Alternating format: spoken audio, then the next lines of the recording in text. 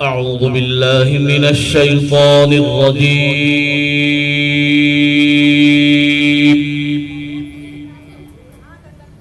بسم الله الرحمن الرحيم.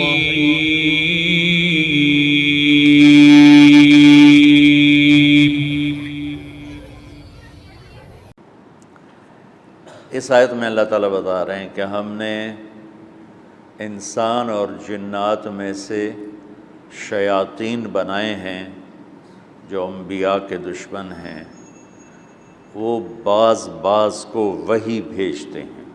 یوحی، لفظ یوحی آ گیا نا، وحی۔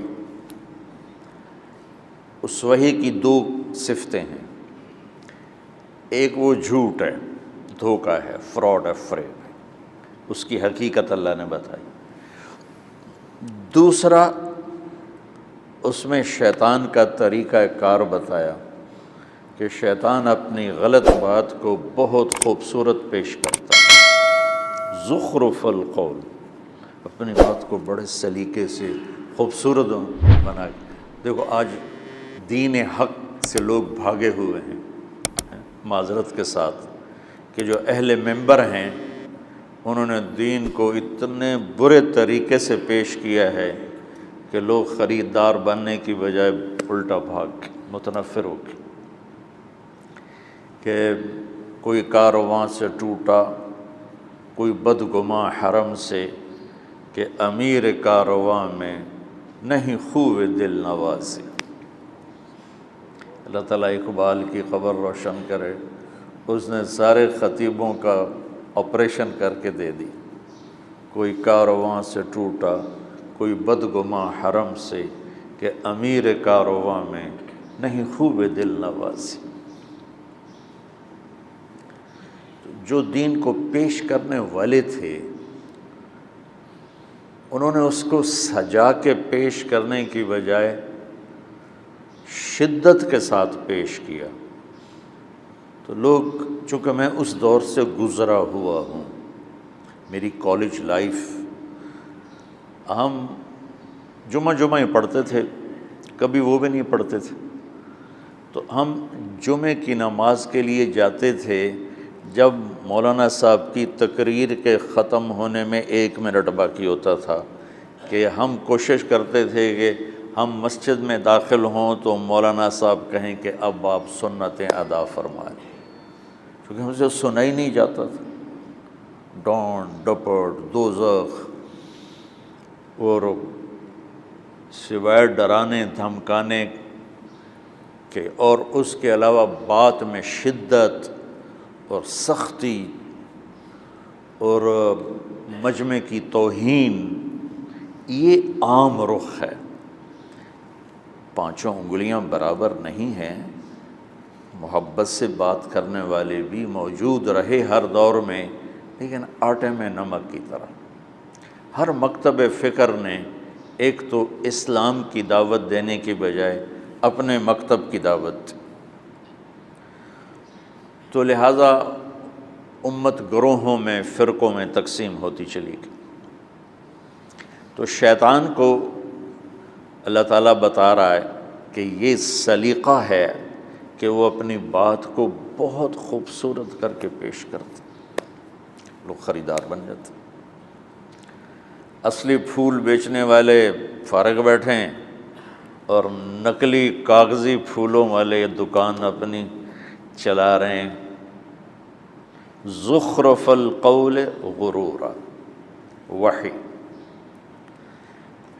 مولانا الیاس صاحب پہلی ہستی ہیں جنہوں نے دین کو نرمی سے دین پیش کیا۔ انہوں نے اپنے مسلک مذہب کو نہیں پیش کیا، دین پیش کیا، اور محبت اور نرمی سے پیش کیا، اور آگے نصیحت بھی اسی کی۔ تو 6 بر اعظم میں دعوت کی بات پہنچ گئی، اور تلمبے جیسے ایک دور دراز جگہ کے نامعلوم سے قصبے میں آپ جو تشریف فرما ہیں، اس کے پیچھے جو سبب ہے وہ مولانا الیاس صاحب رحمۃ اللہ علیہ۔ اللہ کی طرف سے ان کو یہ چیز القاء ہوئی۔ اگر وہ رواجی طریقے پر چلتے تو یا مدرسہ بناتے یا خانقاہ بناتے یا کوئی تصنیف و تالیف کا کام کرتے۔ اللہ نے اس سے ہٹا کر ان کو دعوت پہ لگایا اور اس کا نتیجہ آپ کے سامنے۔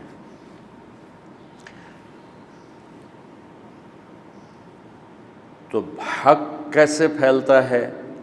اس کی ابتدا بھی وحی سے ہے۔ انا اوحینا الیک کما اوحینا الی نوح والنبیین من بعدہ۔ میرے محبوب، جیسے ہم نے نوح پر وحی کو اتارا ایسے ہی آپ پر بھی وحی کو اتارا۔ تو حق ہو یا باطل ہو، ابتدا دونوں کی وحی سے ہو رہی ہے۔ باطل کی وحی جھوٹی ہے، پیش کرنے والے بڑے زبردست خطیب ہیں، وہ بڑے خوبصورت انداز میں پیش کرتے ہیں، لوگ جھوٹ کے خریدار بن کے۔ تو حق کی وحی کی کیفیت کیا ہے، باطل کی وحی کیا ہے؟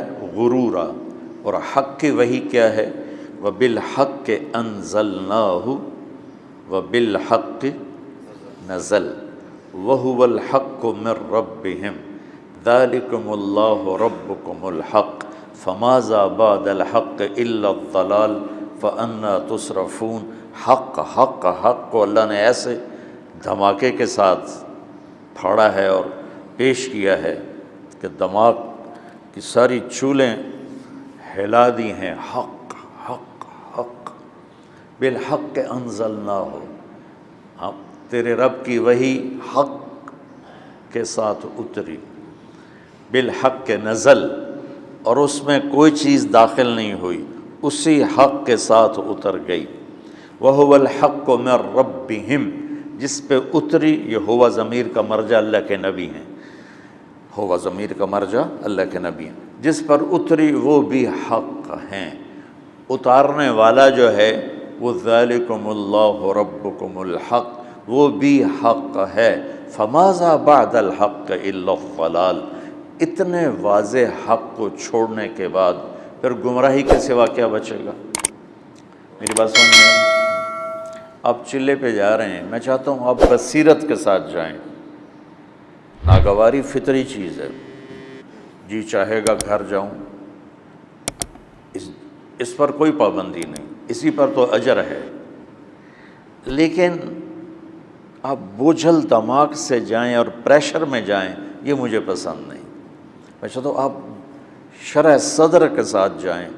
اس لیے مولانا الیاس صاحب فرمایا کرتے تھے رحمۃ اللہ علیہ کہ میری وجہ سے تبلیغ کا کام نہ کرو، ورنہ جب میں مر جاؤں گا تو چھوڑ دو گے۔ تم قرآن کی نصوص اور احادیث میں خود غور کر کے ذمہ داری سمجھو اور کرو۔